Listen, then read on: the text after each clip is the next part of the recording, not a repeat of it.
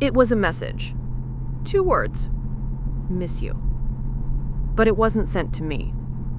Her phone was face down on the table, its screen betraying her with a flicker of blue light. I hadn't been searching. I hadn't been suspicious. The truth simply arrived.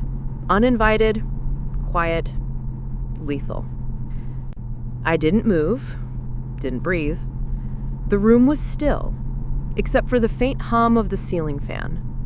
She was laughing across from me, her wine glass tilting casually between her fingers, unaware, or perhaps unconcerned, that I'd seen. The laughter grated. My heart didn't race. My pulse didn't stutter. Instead, something colder than blood ran through me. A slow freeze. I stared at the message, at the name. Not mine. It wasn't anger that filled me first. It was clarity, the kind that strips illusions away like flesh from bone. I knew, in that single instant, that everything I thought I owned had been borrowed and now returned without asking. That night, I lay beside her, my arm resting where it always had, my breathing synced to hers. She slept like a child, peaceful, untroubled. I kept my eyes open. My mind traced the last few months, her sudden late nights, the unreturned calls, the vague explanations wrapped in tired smiles.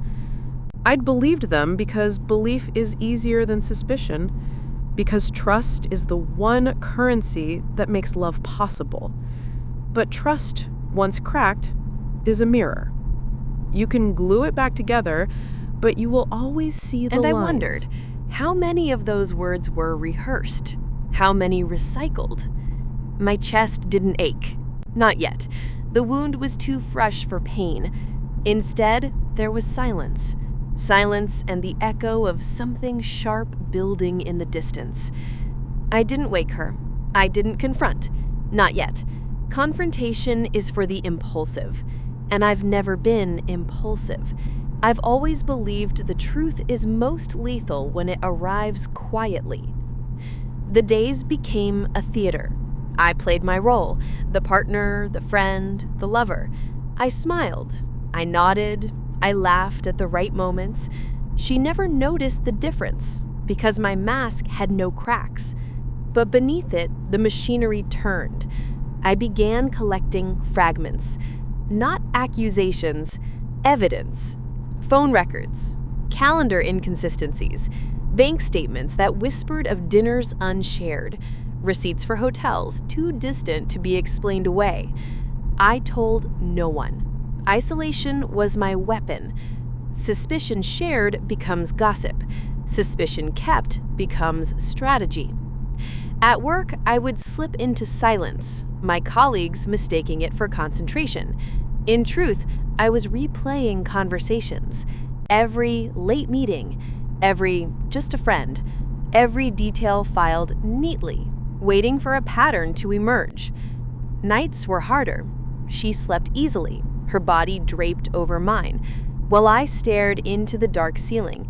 My mind dissected her tone, her smile, the way she turned her phone over just slightly when a message came. The truth wasn't a sudden blow. It was a drip, a steady leak through the walls of trust, until the entire foundation rotted.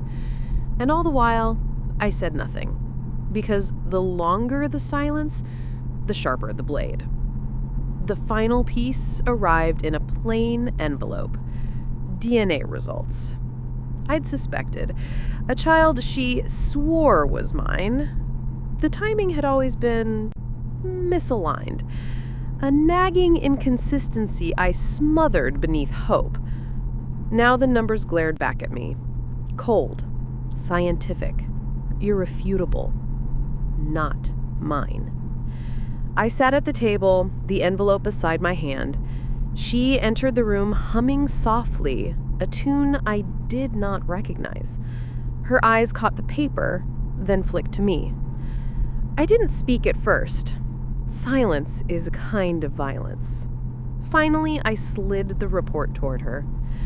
Her hands shook before she even opened it. She knew. That was the most damning truth of all. She knew before she read it.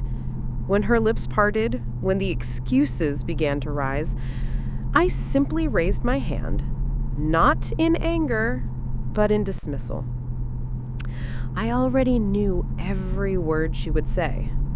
Her tears came quickly. Mine never would. I didn't shout. I didn't curse. That would have given her power. Instead, I leaned forward, my voice even.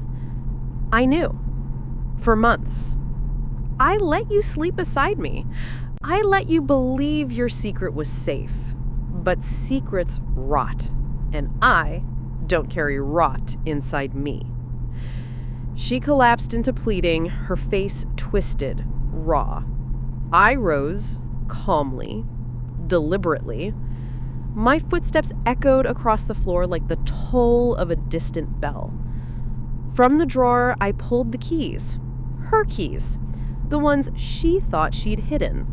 Copies, already changed. Locks, already replaced. Accounts already emptied of her access. Her home wasn't hers anymore. Her life wasn't hers anymore. I had erased her before she realized she'd been condemned. And I left the envelope on the table, her monument of betrayal. I walked away without looking back. The night air was cold, sharp, cleansing. I inhaled, slow and steady, as though breathing for the first time in years. Behind me, the house that once held love now held only ruins. A mausoleum of laughter, promises, and lies. But I felt no grief. Grief belongs to those who still care. What I carried was clarity, a truth more potent than love, more enduring than rage. She had given me betrayal. I had given her silence. And silence, I realized, is the purest form of